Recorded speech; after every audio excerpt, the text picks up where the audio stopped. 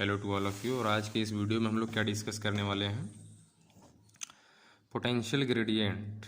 क्या डिस्कस करने वाले हैं? पोटेंशियल ग्रेडियंट, ठीक है।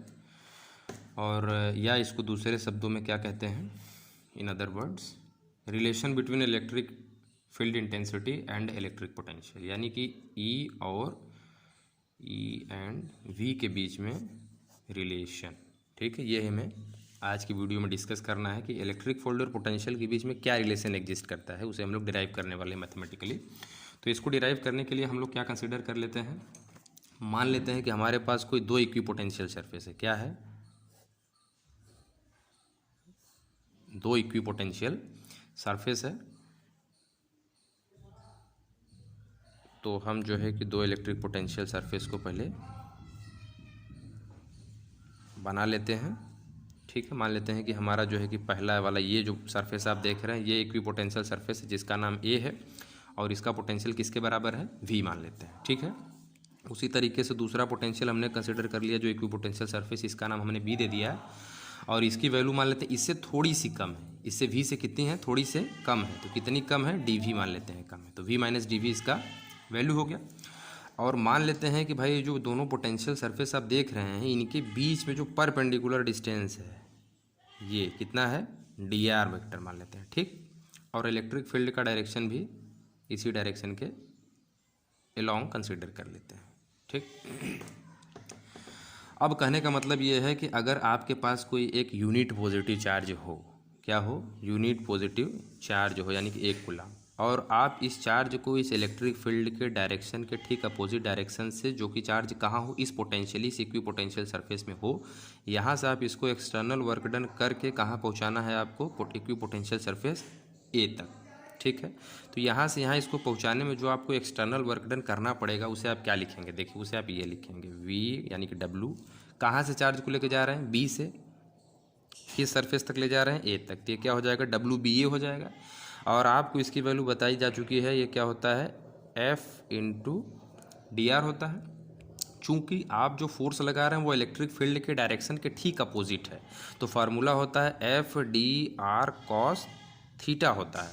तो इलेक्ट्रिक फील्ड का डायरेक्शन और आप जो फोर्स लगा रहे हैं वो नीचे की तरफ है, तो W B A is equal to F D R. तो एंगल कितना होगा भाई? इलेक्ट्रिक फील्ड ऊपर और जो आप उसके ऊपर फोर्स लगा रहे हैं वो नीचे है, जाहिर सी बात है कि थीटा की वैल्यू क्या होगी? 180 डिग्री होगी। तो W V A is equal to क्या हो जाएगा? F D are. कास 180 की वैल्यू क्या होती है? -1 होती है, तो माइनस हमने यहाँ लगा दिया है। और आपको हमने ये भी बताया है कि जो फोर्स की वैल्यू होती है in terms of electric field experienced by unit charge, वो क्या होता है? F is equal to q naught into E के बराबर होता है। और आप कह रहे हैं कि आपने जो चार्ज टेस्ट चार्ज लिया है वो कितना लिया? 1 लिया है, तो 1 इंटू ई हो जाएगा, यानी कि force experienced by unit positive charge gives the value of electric field, यानी कि जहाँ एफ है वहाँ पे हम लोग ई लिख सकते हैं इस केस में। तो जो वर्क डन होगा W B A is equal to minus E D R. यहाँ तक बात क्लियर है। अब इसके बाद आप जानते हैं कि यही जो वर्क डन होता है यही तो पोटेंशियल डिफरेंस कहलाता है, यानी कि ये जो डब्लू बी ए होगा ये पोटेंशियल डिफरेंस के बराबर होगा किसके भाई? यहाँ पे जो इक्विपोटेंशियल सरफेस है इसमें से इसका पोटेंशियल जो डिफरेंस होता है, यानी कि यहाँ पे जो पोटेंशियल होगा दोनों के डिफरेंस के बराबर ही तो ये वर्क डन हमें करना पड़ता है। इसका मतलब ये है कि जो डब्लू बी ए होगा वो किसके बराबर होगा? वी ए माइनस वी के बराबर होगा। इसके पीछे भी आप लोग पढ़ चुके हैं। और यहाँ पे क्या हो गया? माइनस ई डी आर हो गया, ठीक है।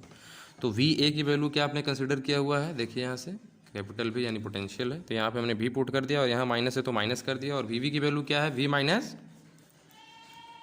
D V is equal to minus E D R हो गया, ठीक है। इसे थोड़ा सा हम लोग सॉल्व करेंगे तो वी माइनस का मल्टीप्लाई अंदर होगा तो यहाँ माइनस हो गया, और ये माइनस इस माइनस को क्या कर देगा?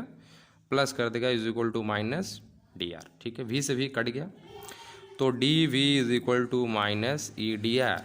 यहाँ से हम लोग क्या कर देंगे? इसको ई की वैल्यू जब कैलकुलेट करेंगे तो E इज इक्वल टू इस माइनस को इधर भेज देंगे, माइनस डी वी, और ये डी आर इसके नीचे आ जाएगा तो ये हो गया D R. E is equal to minus D V upon D R. तो हमारा हेडिंग क्या था?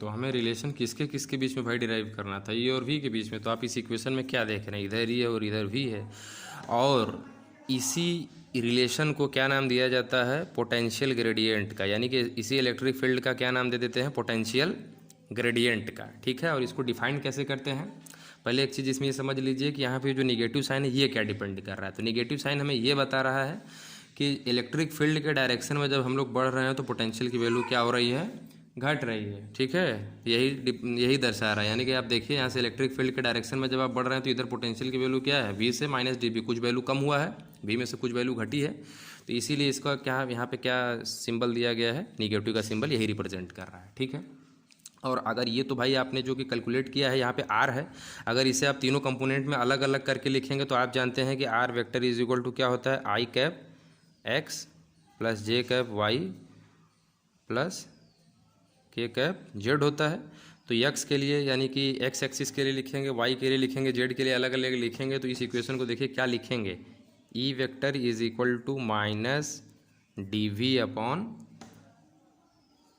dx, इसको डेल कहते हैं। ठीक है, जब इस कंपोनेंट को अलग करके लिखा जाता है तो डेल्टा के रूप में लिखा जाता है। तो यहाँ पे क्या लिखा जाएगा भाई, ये हम लोग इलेक्ट्रिक फील्ड के कंपोनेंट यानी कि पोटेंशियल ग्रेडियंट कैलकुलेट कर रहे हैं अलॉन्ग एक्स एक्सिस। ठीक है, और जब वाई एक्सिस के अलॉन्ग कैलकुलेट करते हैं तो यहाँ ई वाई लिखते हैं और इसकी वैल्यू क्या हो जाएगी, डेल्टा वी अपॉन, यहाँ पे सब सेम रहेगा, बस आर की जगह क्या हो जाएगा, वाई हो जाएगा। और उसी तरीके से जेड एक्सिस के अलॉन्ग तो इसकी वैल्यू क्या हो जाएगी, delta we upon delta Z. ठीक है, तो मेन आपका रिलेशन ये होता है, आप इतना ही कर सकते हैं, कोई दिक्कत नहीं है।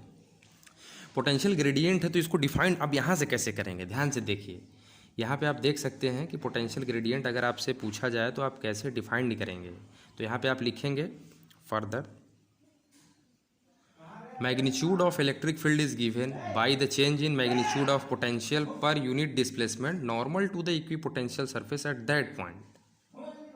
तो आप इसे कैसे लिखेंगे, देखिए मैंने आपको बताया कि इसे क्या कहते हैं, पोटेंशियल ग्रेडियंट कहते हैं। क्या कहते हैं,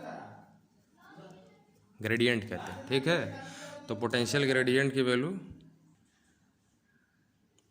तो इसे आप डिफाइन कैसे करेंगे, द मैग्नीट्यूड ऑफ